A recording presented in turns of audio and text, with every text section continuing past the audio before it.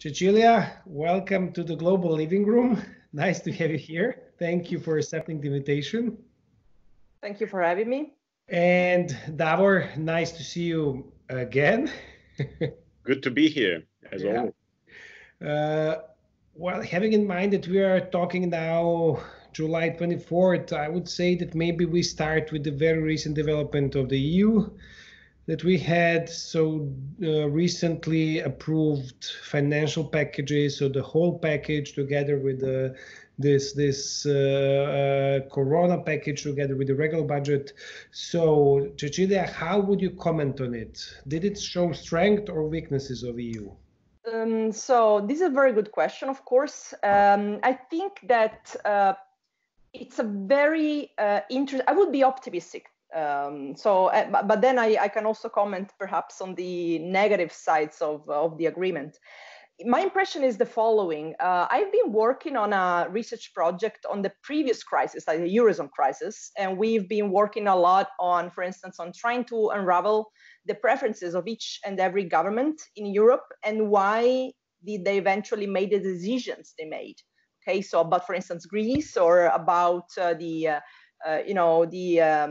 European Stability Mechanism, about the so-called fiscal compact, all of these things.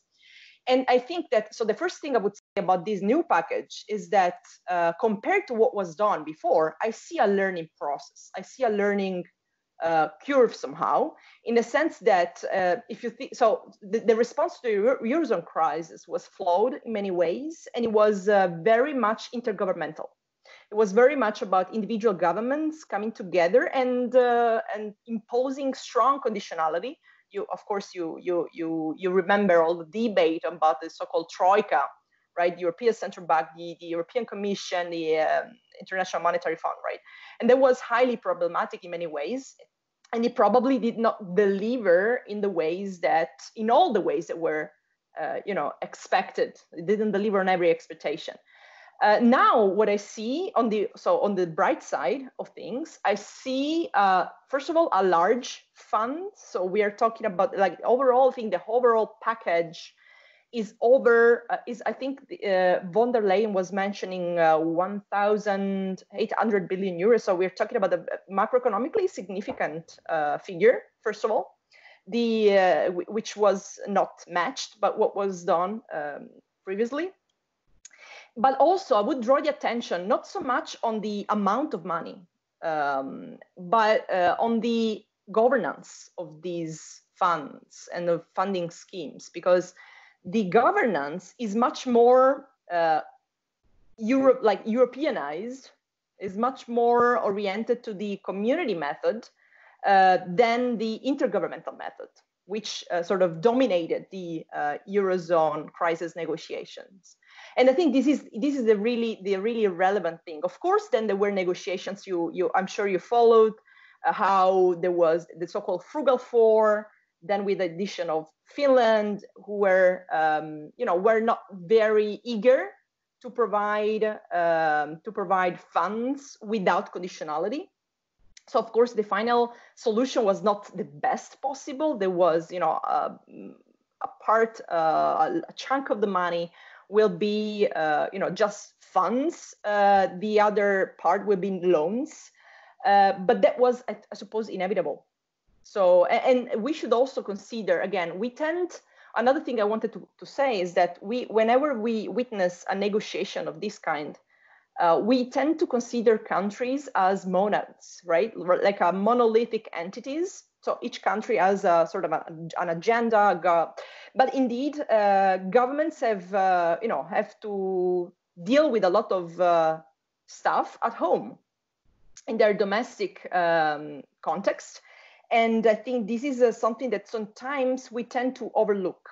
So there's a reason why the Dutch government was, behaving how it was behaving. There's another reason why Italy is, has been presenting itself as it has. Because, I mean, when Conte was speaking at the EU level, was really also speaking to his own constituents at home. And we have a very heated debate on Europe with populists or right-wing parties in general being ready to attack this very fragile government really that we have right now, depending on how they would behave and deliver on the European scene. So I think that overall this was a decent result for all the parts involved. At least everybody, I feel a good negotiation, a good outcome perhaps is the one where you walk away and everybody is equally dissatisfied, right? And I think this was the outcome in the end, but there was some. But this is a good point, but why? And I would say this is even a general perception that everyone is equally dissatisfied. But if everyone is equally dissatisfied, that means that everyone should be equally satisfied as well. Meaning that why we are, when it comes to Europe, why we are focusing always on these negative aspects of EU. Davor, I will ask you later maybe to just to add some kind of critical voices. I'm maybe too enthusiastic about EU. This is a concept that made for the first time after the Karol the Great, maybe this continent on as a continent of peace, stability, and some kind of economic development based on human rights, not on some imposed colonial-like concept. Okay, Davor, I see the. Well, we were imperialists in our own right, so maybe between imperialists it's easier. Maybe this, okay, not every. If I interpret right what Davor is. Yeah, and however, in Italy, this is something that we mentioned before. There was this guy that was symbolically taking out EU flag, and the fact that dissatisfaction of EU comes out of demand. And so this is kind of, I would say, even a compliment for EU. So people are dissatisfied because EU did not react in a situation when it never supposed to react. It was not projected to react. So there are no competences of EU to react in the COVID health situation. Unfortunately, as I see, there is no competence of EU to move a doctor from Stockholm to Bergamo when it's needed. So it's not an integrated system, but then people are angry at EU. So you are not giving these competences to EU, but you're angry. So basically, implicitly, it should be meaning, these competences should be given. At least this is how I see it. Maybe I'm too optimistic. But why do we perceive EU as this unstable, slow mechanism, weak mechanism? I'm really sure weakness is one of the things that people is among top 10 attributes that would be given to EU. I would, sorry, was it for me? Yes, it was for both, I would say, so please. All right, so I would say, well, this kind of reasoning is very similar to what we see in general with the international organizations, in the sense that, they are, according to one approach, they are what states make of them, right? So you can't really complain about the UN, for instance, if you accepted certain rules that implicitly make the organization flawed, right, automatically. So the question of the European Union is very complex, and I think it's a matter of sometimes perception and sentiment more than actual results, even though, of course, actual results count. Now, the reason why I'm optimistic, and I think this is a great, the outcome that we had after the COVID crisis is after all, is a good one, is precisely what you mentioned. There was no plan. There was no competence. There was no. This was really a crisis that nobody was prepared for, and the European Union was not, in spite of its complexities in terms of even architecture, like in terms of institutional architecture, the EU was not equipped to respond. And yet, not only did it manage to come up with some kind of response, which is relevant, but also do that in a way that's not strictly intergovernmental. I think this is the main achievement here. Why? And the question is, okay, as you asked, like, why is there this, ambiguity about the EU? Like, on the one hand, you expect it to deliver, but then when it comes to transfers of sovereignty, for instance, you don't really want to do that. Now, I suspect that part of the answer lies with the domestic politics. It's again, the European Union has become very controversial in the past few years, which it wasn't before. in Italy has always been enthusiastically European, pro-European. The so-called vincolo esterno, the external constraint doctrine, was very popular, at least until Maastricht and even beyond, with the joining of the monetary union. But then, of course, with the crisis, the Eurozone crisis, things changed, and there's a lot of blame shifting taking place right now. We have domestic forces in pretty much, this is something I see, like even that perhaps explains the frugal four sort of behavior. They all have in some way domestically parties which are merging, and they are nationalists in some cases. They are anyway Eurosceptic in other ways. And they have to fend for themselves. I'm talking about the mainstream parties. I'm talking about governing coalitions. So what I see, for instance, in Italy is that even parties that are supposedly pro-Europe, like the Democratic Party, which is supposed to be a center to left party, they sometimes adopt these I wouldn't say anti-European, but critical stances towards the EU because it resonates with the people. It's easy to shift the blame outside and divert the public discontent to this entity. But probably, and I would ask also Davor perhaps to contribute on this, because I know it's a topic we discussed often. Perhaps it's just a malaise of globalization and its discontents and the all the negative sides of capitalism somehow popping up, and you find I mean, as a political party, like you naturally look for a scapegoat. That's the so here we go. And European Union is one thing. Immigration is another phenomenon that we see involved in this arena. The two of them are obviously intertwined. So I think this is like, we should look at like this connection between global politics and domestic politics to explain why public opinion is very skeptical across Europe, or at least is increasingly skeptical towards the EU. I don't know if I answered your question, but no, this is. Yeah. I think we are on a good track. Davor? Well, I think this was a very good analysis of the most important issues related to the EU. The problem generally is the perspective from which we are looking at certain issues, and only by defining certain perspective we can actually say whether something is meaningfully good or bad. So these huge conglomerates like the European Union, or even if you compare it to the Soviet Union, it's very difficult to say just simply, it's good or bad, or, there are so many things there. And of course, some of them are good, some of them are bad. It's always about a balance, and it's about which aspect is at the moment central to people living in certain areas. And I think we shouldn't forget that the EU, that's something we discussed already in some previous meetings within the Global Living Room,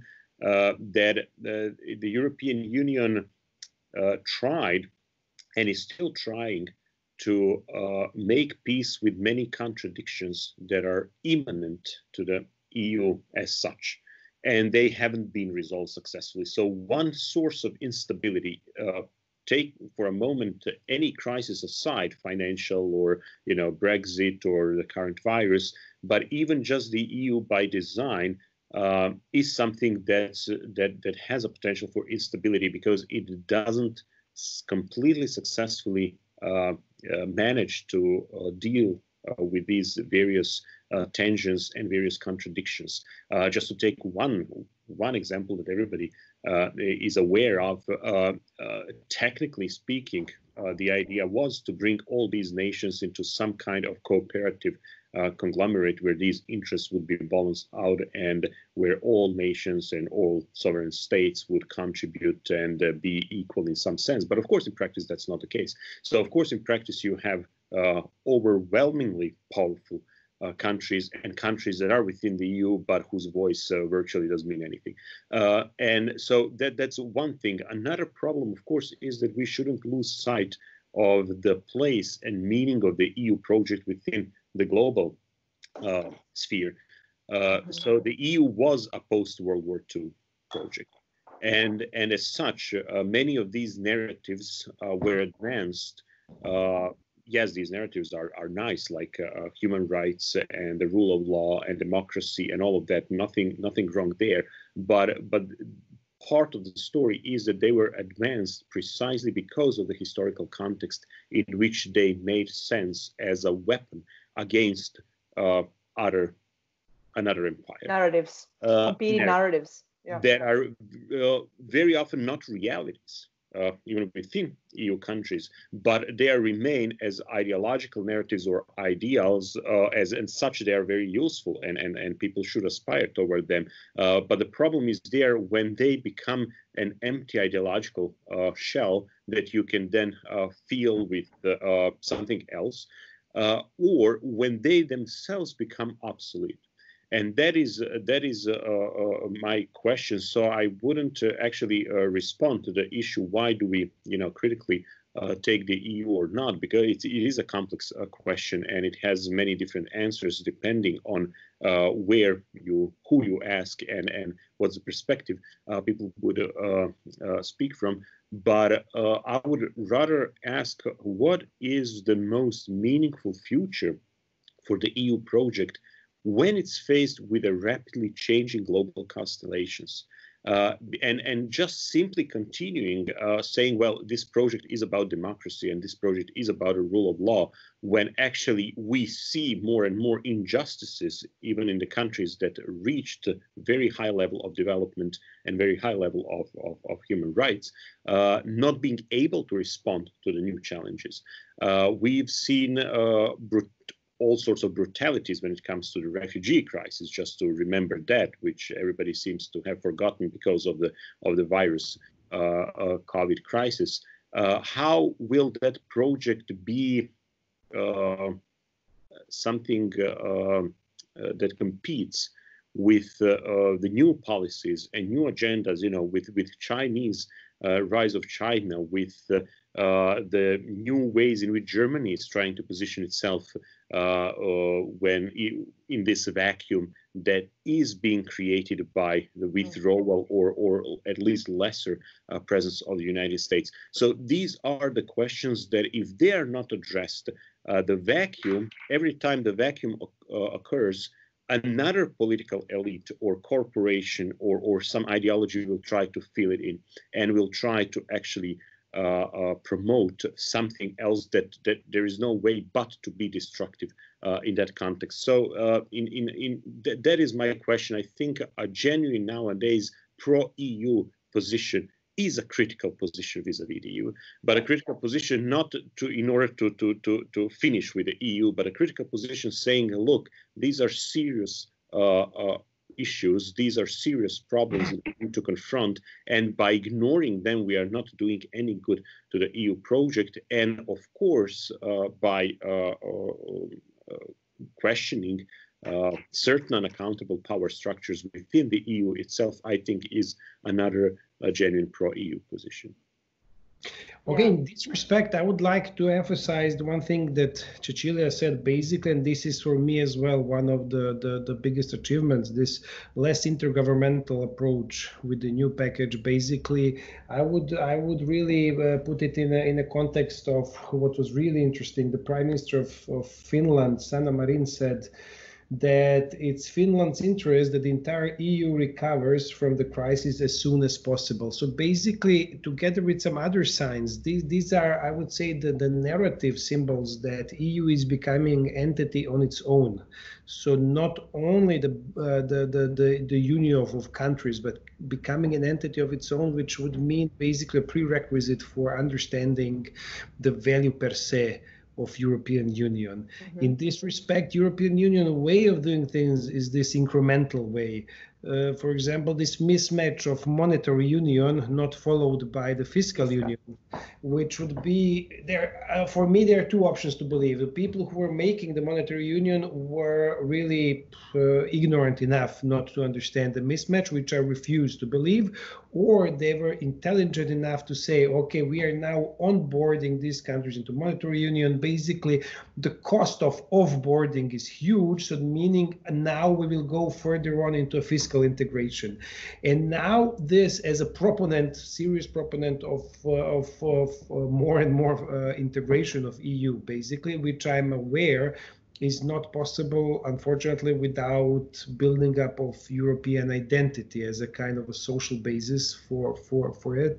I would now just like to turn our attention to something else, to this multinational enterprises and intergovernmental relations.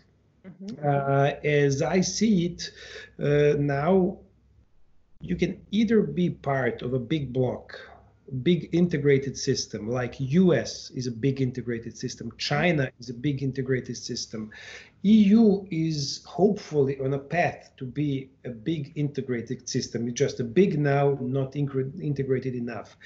And then you have these entities like, and for me, the GDPR is the best example. GDPR is an example of protection that you get. So the data protection that you get in European Union is something that you could not get on a sole basis, any country, not even Germany. And what Davor mentioned, basically, yes, the countries are unequally voiced on the EU level, but this was happening even before EU. So let's take a blunt example. So what would be happening with Slovenia without EU? They would not be able to negotiate anything with Amazon, anything. No negotiations with Amazon. They just click you off. You're not on the map of Amazon. You're off the map of economic world. You're off the map, effectively. The EU is the only way to basically for Slovenia to have a voice in a negotiation. Yes, this voice is weaker than German, but this is ipso facto. This is something that we shouldn't be. I think really we should. Let's try not to be hypocritical. The Slovenian voice cannot be as a country the same as the German voice. This is something that Westphal Agreement was a long time ago. Now we should really face a reality. It doesn't mean it should not be valued. It is valued, it should be valued. But is this the only way to deal with multinational enterprises for all the players in the EU? Or do you see an alternative? So this is it's a fascinating issue, really, what you mentioned. I would like to start by addressing something that you said, and Davor also mentioned about, okay, small countries. Okay, like you make the example of Slovenia, but we could talk about Cyprus, or we could talk about Malta, for instance, right? Now, what I wanted to say is that I tend to agree with you, and I think that based on my research, on the research that I did with some colleagues, I mean, actually, small countries have many windows of opportunity when it comes to coalition building within the European Union, especially because, for instance, when they get the chance to run the presidency of the EU, they actually learn how to exploit their coalition building potential, and this happens much more often than you would expect. One of the results of this research I was telling about the Eurozone crisis is that, in fact, it's not true that Germany and France, for instance, had it their own way. They had to compromise on many issues because, when you have, for instance, as it happens now with these new funds, when the decision is to be taken by the Council, for instance, by qualified majority voting, coalitions are important, and even a small country can have a say. So this is my first reaction. Thinking about, okay, the business world vis-a-vis the European Union. Now, again, I see perhaps another contradiction, we may say, like the ones that Davor was mentioning. So the European Union, within the European Union, you can consider it like a smaller scale model of a globalized world, like truly globalized world, where there's a total freedom, and the freedom of movement of goods and capital is perfect, we may say, right? And much more, say, perfect than the free movement of people, for instance, for a number of reasons, right? But then on the other hand, so you have this pressure, to liberalize and buy into a certain paradigm. But then on the other side, you also have states. I mean, states are still very relevant in many different ways. And I'm talking about identity and this resistance to relinquish their sovereignty. Coming from Italy, I can give you this example of Alitalia. I don't know if you heard about the story, but Alitalia being the flagship airline in Italy, which has been receiving a lot of support by the state. And the question is, why is that? I mean, the business model is clearly very flawed. So how come there's never been, how come it's not been sold to Air France, for instance, when the occasion, raised?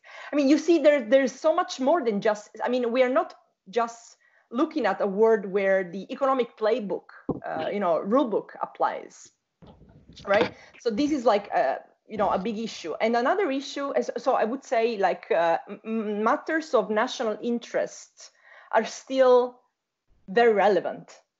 Then on the other hand, of course, you have the Commission, who's probably the only, I mean, you don't have anything like it in the US.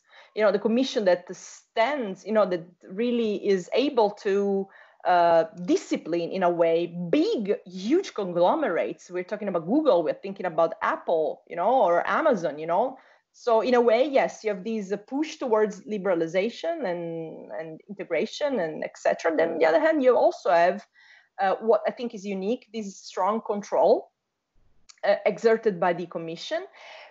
I think that another issue that we need to address, and this is connected also to the fiscal integration aspect, and this is interesting, it's an aspect that has been emerging during the COVID crisis negotiations, is also, common rules in terms of corporate taxation.